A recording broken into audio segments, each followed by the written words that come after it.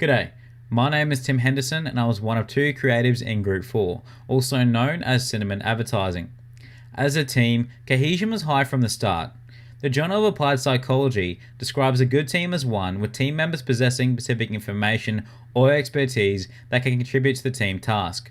Within our group of 9 individuals, Phoebe the account manager had natural flair as a leader. The 2 account planners, Leith and Jordan, produced thorough and in-depth research, and Zara possessed a fantastic grasp of media. As the team had strong individuals within their assigned roles, it ensured the entire process ran smoothly. However, this was not without limitations. As the team had strong individuals, there were bound to be team members who did not participate to their full capacity. This is theorized under the social influence model, where motivation loss, also known as free riding, occurs when some group members are active contributors to the group product and other group members may feel less pressure to contribute their ideas and thus take a free ride on the active members' efforts. This type of pattern of distribution of effort is often observed in groups and was observed in ours. I decided to look at my own personality to better understand my role within the group. Kithak and Wisner list personality as a helpful selection variable in the determination of optimal team composition.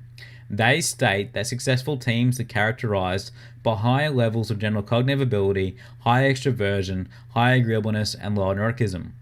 To better understand where I fit within the scale, I undertook the Big 5 personality test, which looks at extroversion, neuroticism, agreeableness, conscientiousness, and intellect. My results were textbook as a strong team member. My 3 strongest traits were all cognitive ability, extroversion, and agreeableness, and my lowest score was neuroticism. I consider myself a team player, and was refreshing to know this was supported by theory. When it came to the campaign, Turk in 2014 states that as the concept of brand loyalty diminishes, marketers need to devise creative and innovative ways in attracting and retaining consumers. With creativity defined as the production of something original and valuable and involves coming up with new and fresh ideas or plans, it was important in my assigned role to produce creative concepts that endear the nature's own product in the mind of our target market.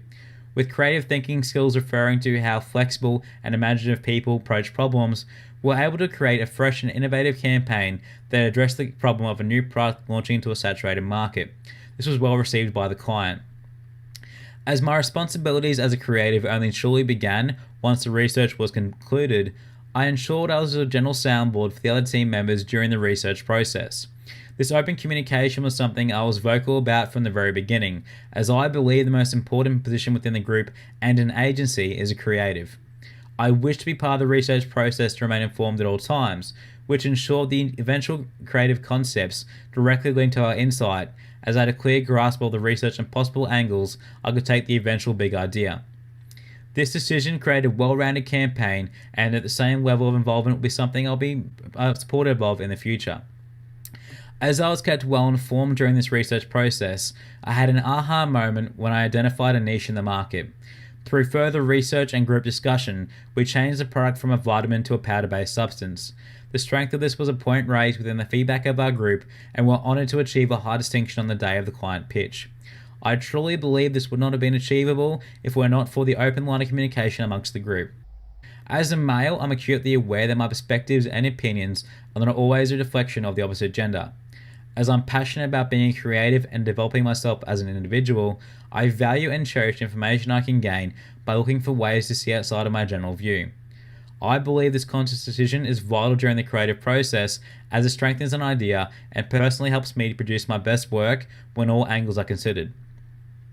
I was initially pleased to learn that I was partnered with someone from the opposite gender in my creative role.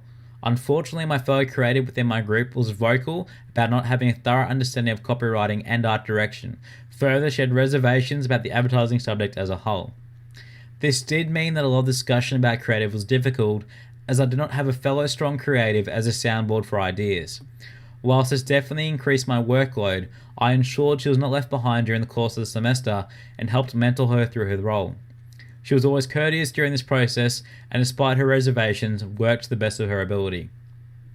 Through it all, I grew a profound fondness for the advertising campaign subject, as I was able to produce some of my best work.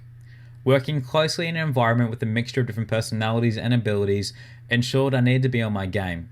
As the campaign required the production of something original and valuable and involved coming out with new and fresh ideas or plans, I honestly felt like any and all creative was a reflection of my own abilities as a budding professional. Anything less than everything I had to offer, and I would have been disappointed in the outcome.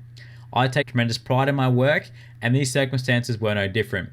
Advertising campaigns dispelled any hesitations I had that I could function in a real agency. The experience was invaluable, and I'd do it all over again.